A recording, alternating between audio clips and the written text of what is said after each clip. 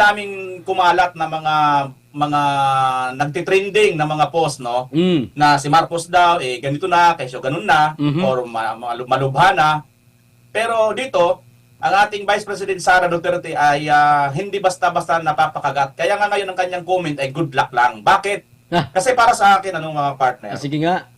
kahit anumang pilit natin, itago ang katotohanan, itago ang ating kalusugan, katawan, kung talagang ang kalikasan na ang magsasalita, wala ka nang magagawa. Tandaan po natin, nature po. Hindi po tayo ginawa, hindi po tayo robot. Mayroon po tayong naturalisa na pag oras mo na talaga. Kaya sabi nga ni Bipinday Sara, good luck, Mr. Marcos. VP Sara Duterte, may mensahe sa kalusugan ni Marcos Jr. Ayan, sa gitna ng kumakalat na usapin tungkol sa kalusugan ni President Ferdinand Marcos Jr., nagbigay ng maikling mensahe si Vice President Sara Duterte. Mensahe ng Vice Presidente kay Marcos Jr. Ano? Good luck sa kanya. Ay lang, ganyan na kasimple, mga partner. Ginawa ni VP Sara ang pahayag sa pagdiriwang ng Davao City sa 84th araw ng kagitingan sa Veterans Memorial Monument. Samantala, tiniyak ni Marcos sa publiko na siya ay nasa mabuting kondisyon at pinayuhan ang mamamayan na huwag maniwala sa mga lumalabas sa social media. Partner BMR. Ang ganda nga ng ang ganda nga ng comment ni VP Sara tungkol sa kanya. Di ba? Ang lalim, no? Ang lalim, no? Oo, napaka. Alam niyo kung bakit, partner? Kasi, di ba, marami pong itong mga nakarang araw, ang daming kumalat na mga nagtitrending na mga post, no? Na si Marcos daw ganito na, kesyo ganun na, or malubha na. Pero dito, ang ating Vice President Sara Duterte ay hindi basta-basta napapakagat. Kaya nga ngayon ang kanyang comment ay good luck lang. Bakit? Kasi para sa akin, mga partner, Sige nga.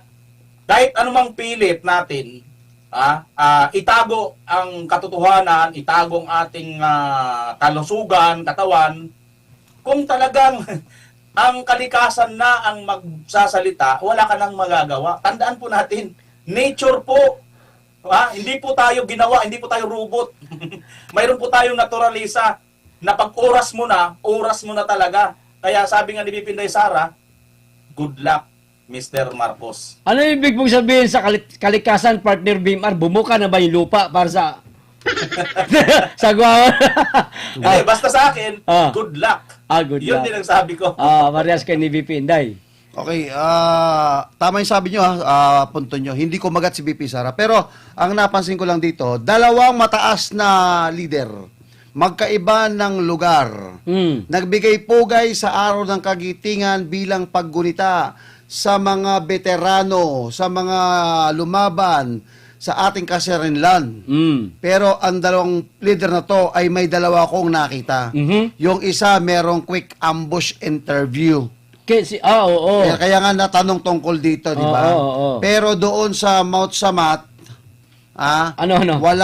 walang quick, walang ambush interview. At may napansin ako. Sa mga ganito sa Davao, tingnan nyo yung video. Yung mga mainstream media, sanay tayo makasalamuhan natin yung mga mainstream media. Madalas. Kapag may press conference, may event, meron silang iisang lugar na magkakasama. Kumukuha ng isang magandang anggulo. Kahit yung kay BP Sara, ganun din. Okay. Ngayon, bakit doon po sa...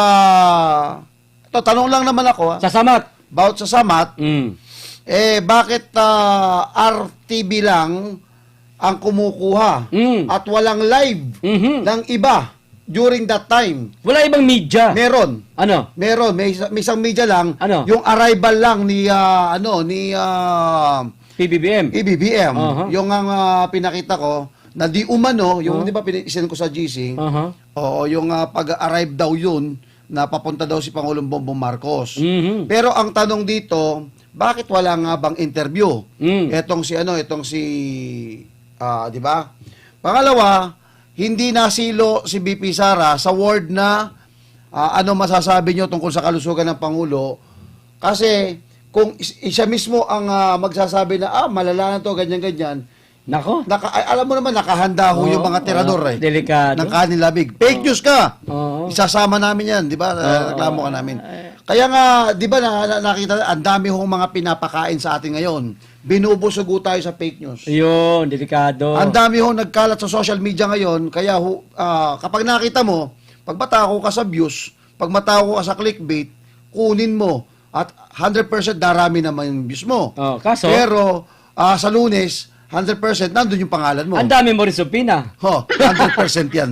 Kaya ikaw pa PL, sigurado ko, wala yung pangalan mo ron. Ay wala, hindi ko naman pinatulan yan eh. Wala doon, sigurado yan. Hindi ko pinatulan yan, partner, kasi alam ko, partner, ang galawan nila, may hilig sa pain yung mga yan eh. Oo. Kunwari, gagawa, eto, mag-iingat kayo ha, para sa mga kababayan natin ha. Mag-iingat ho kayo, kala ho natin minsan yung mga nababasa ho natin dyan sa mga pahina sa Facebook. Akala natin totoo, atin, kaibigan natin yung mga pahina sa Facebook na kasi gamit na gamit ang pangalan ng mga Duterte. Halimbawa, ang pangalan ng pahina ng Facebook, Duterte supporter. Halimbawa lang, partner ha. No, tapos doon ipinost. Pero hindi natin alam, ang admin pala ng pahina na yan, Kanila. Pain niya, pamain. Pamain, kulay pula ang kulay sa politika. Kakagat tayo ngayon kasi palibasa, ang pangalan ng pahina, Duterte supporter. Uy, ano to? Siyempre magugustuhan mo, Duterte ka di ba? Ngayon, i-repost mo ngayon, yari ka. Mag-iingat mo. Ano, di ba yung kumakalat ngayon sa Facebook na bit-bit si Pangulong Bongbong Marcos? Yung nakaganyan. Oo, sa Facebook ngayon, di ba? Nakita mo? Oo.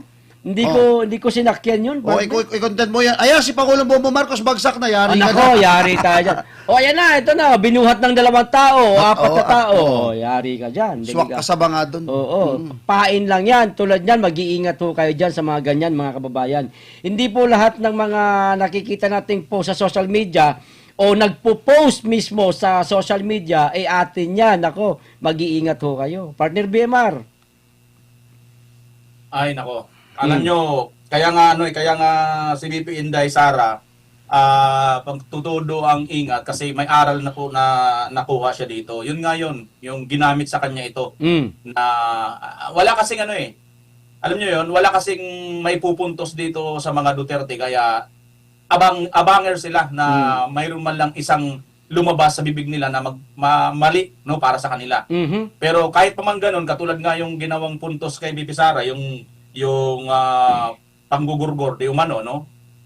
Wala pa rin wala pa rin saysa yun kasi kung diretsahin natin punter yan, partner, sino pa bang, di ba, pagpatay yung sa kanya doon, sino pa bang papatay kung patay ka na, di ba? Patay, kasi, di ba, papatay. Sabi ni VP Sara, kung gugurgurin ako, di ba, mayroon nang nakahandang gumurgur din sa gugurgur sa akin. Oo. Pero partner, practically speaking, hindi po yung tinatanggap dapat ng batas Kasi nga, paano pa? Natitiyak pa ba nung patay na yung kanyang inutusan gagawin yun? Kung sakasakali mang may ganon. Tama, diba? tama. So hindi yun. So ngayon, nagkaroon na ng aral dito si VP Inday. Kaya ngayon, pag ganito, alam naman kasi ni VP Inday na itong mga ito, lang nila, palabas lang nila. Alam nyo kung bakit? Kasi ang totoong sakit talaga ni Marcos, siya naman din nagbulgar divert talaga lagi ang atensyon ng taong bayan. Grabe ka. Dinagdag lang yung diverticulitis. Divert talaga. Diverticulitis, oo. Divert, ayan. Pero sakit talaga yan, ha, partner, ha? Sakit talaga yan.